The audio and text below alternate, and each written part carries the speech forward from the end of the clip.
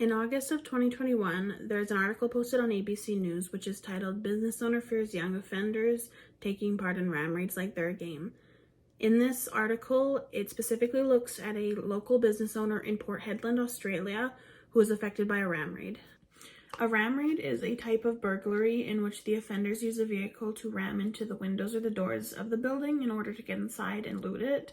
In this specific article, the damage to the property itself, rather than what was taken in material value inside, was much higher. The article states that at least 9 youths were charged between the ages of 12 and 16 in a series of ram raids that took place in Port Hedland, Australia, all using stolen vehicles. As we can see from this article, there are multiple youth crimes at work here. There is both property crime going on, where the property itself being damaged, but there's also the case of stolen vehicles are being used to commit these ram raids, which means we're having both auto theft and property crime going on. In this article, we can clearly see that it's sympathizing with the victims, mainly because of the statements made by both the police and the victim herself. The victim herself is pleading with the youth offenders as well as their parents to take responsibility for their action. Meanwhile, the police are worried that these victims are being forgotten. Their main goal is to punish and rehabilitate the youth offenders. However, they think that the courts and the laws are not realizing how much of an impact these youth offenders are having on these innocent people. In this instance, Mrs. Ruiti, who is the business owner, is being cost thousands of dollars now because some kids rammed a vehicle into her shop. In Chapter 3 of the text, Young Offenders and Youth Justice, a century after the fact, we look at youth crimes and the different kinds we have, as well as the statistics surrounding them and what are the most common ones. According to police in this chapter, property crime is one of the most common offenses committed by youth, as well as auto theft and mischief.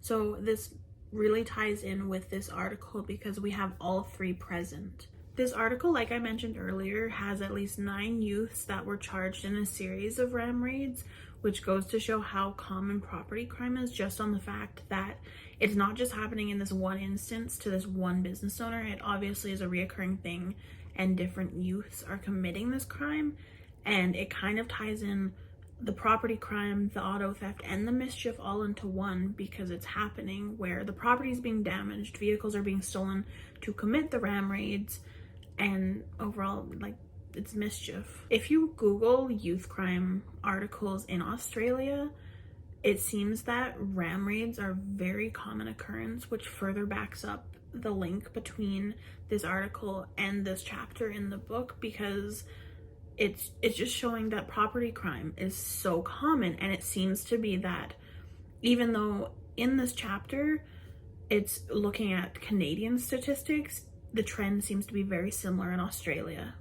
This is why this chapter is very important to connect to this article, because it shows the statistics of Canada in the chapter, and then we have youth crime going on in Australia, which is following a similar trend, and it kind of highlights that property crime is very common amongst youth, and it also highlights that while it is said in Canada statistics and Australian statistics that the youth crime are decreasing, there is still a highlight on youth crimes that are happening that are pretty severe crimes. They're non-violent, but ramming a vehicle into both from stealing the vehicle and then ramming it into someone's business, those are serious. The reason why this article fits so well with this chapter, the specific chapter in the text, is that, you know, the trend in the Australian statistics is similar to the Canadian statistics in that they are both decreasing in youth crime, and especially in property crime, with less people being charged each year since the, in Canada, the Youth Criminal Justice Act was instated in 2002, and since then less people have been being charged in nonviolent crimes, which could be a reason why the levels of youth crime are decreasing. And this could be similar in Australia, which is very important because some people might look at these articles and different articles and was multiple ram raids going on at the same time, that maybe people are looking at this and they're thinking, oh my god, youth crime's like going up, it's getting really bad, but the statistics are saying otherwise. So it's important to look at the article compared to the actual stats that we've got going on.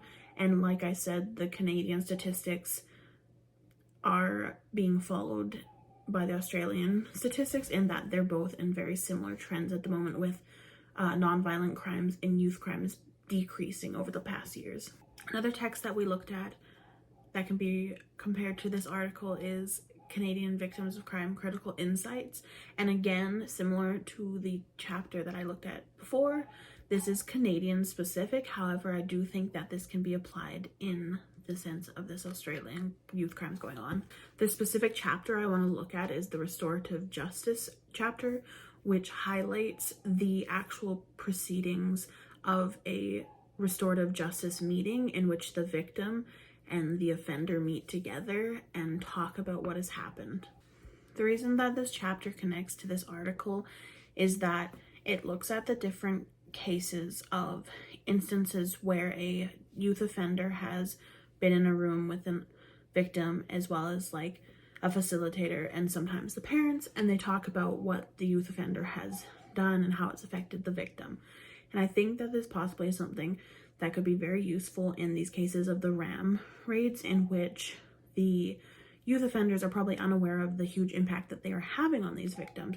For example, the local business owner in this article, who has now had thousands of dollars of damage for her small business, is left traumatized because, you know, she's not a big multi-million-dollar company. She's just a small local business owner and is now having to pick up the pieces of it just because some kids wanted to steal maybe a couple $100s of stuff from her store by ramming a vehicle into it.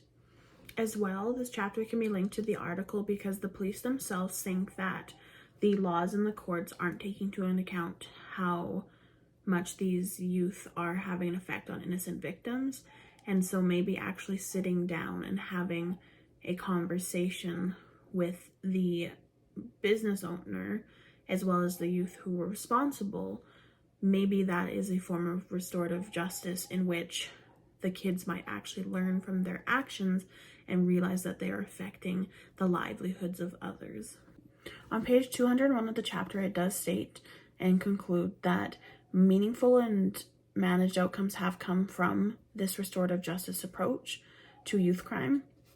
It does still say that more research needs to be done before they can specifically say that this is like the best solution for everything. Obviously, it's very much based on a case-to-case basis because some people came out with hate and resentment and it didn't do anything, whereas other instances it came out where like offenders were actually feeling bad for their actions and they realized what they did was not okay. The reason why this chapter is so important to this article, and it can be linked really well, is because even though this was a non-violent crime, it's a property crime, an auto theft crime, it is still very serious. And if they were to sit down in restorative justice meeting and talk about it with the victim and a facilitator, the facilitator is going to guilt these kids and tell them that, you know, no one was hurt this time with their actions, but that doesn't mean it couldn't happen in the future. It doesn't mean that someone couldn't be fatally hurt, or one of them could be fatally hurt. And this is examples they use in this chapter, specifically about how they have one where kids were throwing rocks at cars and damaging the cars, and the facilitator talks about how they didn't hurt anyone this time, but who's to say if they do it again, like it's not going to happen. And then another example, a facilitator says you're going to end up in maximum security prisons if you continue down this path. So it's all about guilting them, and it may be a good approach, but there still needs to be more research, which is why it was important to look at and link to this article. Both these chapters are very useful to connect to this article. Even though they are Canadian statistics and Canadian cases, they are still very much relevant in Australian youth crime.